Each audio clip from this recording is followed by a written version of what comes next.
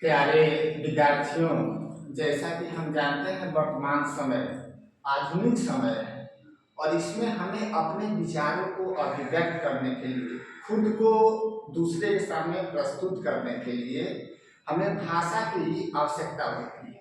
भाषा वह माध्यम होते हैं जिसके द्वारा हम अपने विचारों को दूसरे के समक्ष अभिव्यक्त करते हैं, बताते हैं, ताकि वो हमारे नीड को समझ सके और वो नीड को हमें बता सके। और इसको जानने के लिए, समझने के लिए कि हम भाषा को सही रूप में प्रस्तुत कैसे करें, यानी how to express our language in correct form, we have to need of knowledge in about grammatical form. Grammar is a medium by whom we learn how to speak correct, how to write correct, and how to understand in correct form. So, to start grammar, we have to start from initial form.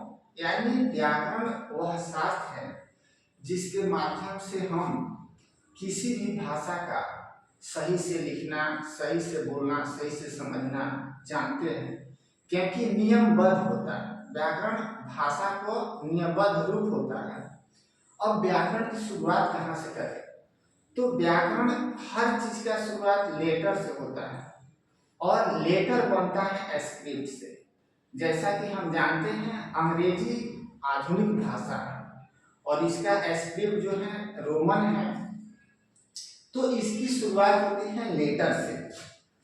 Letter क्या होता है? एक symbol होता है जिसको ध्वनिक जो उच्चारण हम करते हैं उसका एक रूप दिया जाता है। तो इसको पूरे लेटर का एक ग्रुप होता है जिसको बोलते हैं अल्फा। जब हम लिखते हैं अल्फा, ALPH, अल्फा बेट। अल्फाबेट एक अंग्रेजी के शब्द है जिसको हम हिंदी जानने वाले लोग अगर समझना चाहें तो इसको ऐसे समझ सकते हैं, वर्णमाला। वर्णमाला यानी वर्णों की माला। वर्ण को इस रूप में पूरा जाना है, वह एक माला का रूप ले। शब्द भी वैसा ही होता है। लेटर्स को इस रूप में रूपांतरित करते हैं कि वह शब्द बनता है और वह शब्द के जो है हमारे अभिव्यक्ति का माध्यम बनता है। इस शब्द के अरेंजिंग फॉर्म जो होता है, जो करेक्ट फॉर्म होता है, जब हम अरेंज करते हैं तो बनता है सेंटेंस, जिसको हिंदी में बोलते हैं वाक्य। तो अल्फाबेट की संख्या होती है A to J, इनकी संख्या 26 होती है और इससे बनता है वर्ड। और वर्ड जब अरेंज होते हैं सही फॉर्म में तो उसको बोलते हैं sentence. Sentence. When we talk in about sentence, if anybody asks from you, just you tell me what is sentence, then you simply reply, sentence is a group of words you write, or sentence is a group of words who give us correct or complete sense. Correct or complete sense. It means वाक्य जो होता है शब्दों का सार्थक समूह होता है। सार्थक से अभिप्राय है शब्द ऐसा हो जिसका अर्थ निकले, यानी वाक्यों के माध्यम से जो भी उपयुक्त भाव होते हैं उसको हम व्यक्त करते हैं, तो उसको बोलते हैं वाक्य। यानी वाक्य जो होता है शब्दों का सार्थक समूह होता है। But as we know we are going to study in about English, and for complete our purpose we have to speak in English.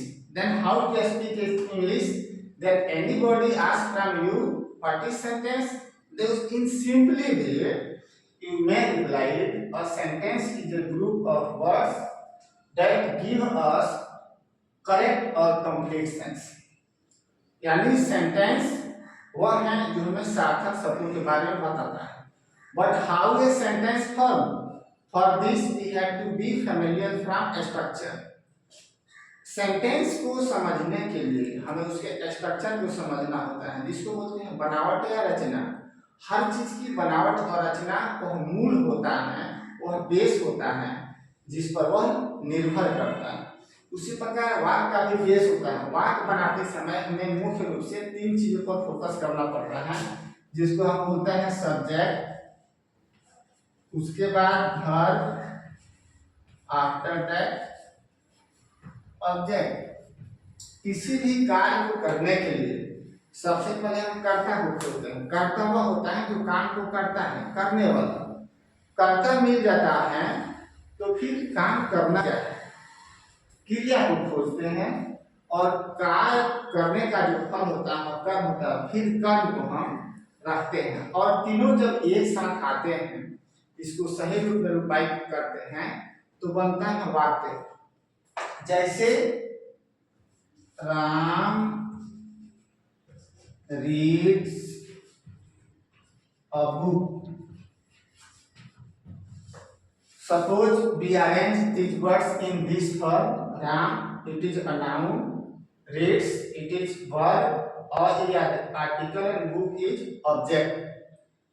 And a sentence form, Ram reads a book. Hindi में जब हम बोलते हैं कि राम एक किताब पढ़ता है, और यह एक वाक्य हुआ।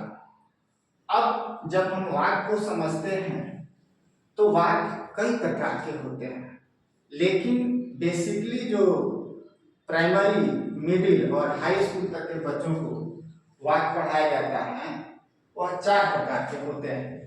उसको हम बोलते हैं टाइप्स ऑफ सेंटेंस। जब हम टाइप्स ऑफ सेंटेंस की बात करते हैं तो लिखेंगे टाइप्स ऑफ सेंटेंस। टाइप्स को इनमें से काइंड शब्द प्रकार की बोल सकते हैं, और जब हम प्रकार की बात करते हैं तो सेंटेंस 4 प्रकार के होते हैं। टाइप्स ऑफ सेंटेंस में you draw a line and show it type, that is assertive sentence. Second is imperative sentence.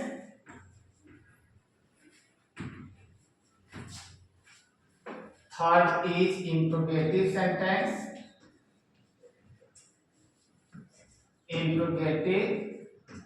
And fourth is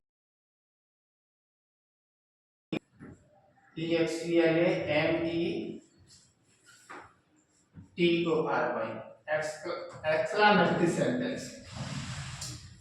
By which process we learn in about types of sentences. As you looking on the blackboard, assertive, whom you accept easily, जिसे आप आसानी से स्वीकार सकते हैं। In imperative, we request, demand, command. Such type of sentences come along imperative sentence. And if you are going to ask questions by anybody, such type of sentences come according to interrogative. And all of sudden happening incident, इस प्रकार की कोई घटनाएं जो आपको विस्मय, आश्चर्य से चकित कर दे, तो सब एक्सक्लेमेटरी, जिसको विस्मयादिबोधक, आश्चर्यजनक चीजों को इस कैटेगरी में हम लाते हैं और सेंटेंस के अलग अलग भागों के बारे में अध्ययन करते हैं। ग्रामर एक बहुत विस्तृत चीज है, जिसे जानना, समझना और उसे व्यवहार में लागू करना, प्रोफेशन का माध्यम बनाना हम सबके लिए जरूरी है। आज के मार्केटिंग के समय में अपने आप को अभिव्यक्त करना, दूसरे को समझाना और दूसरे को समझने का माध्यम जो है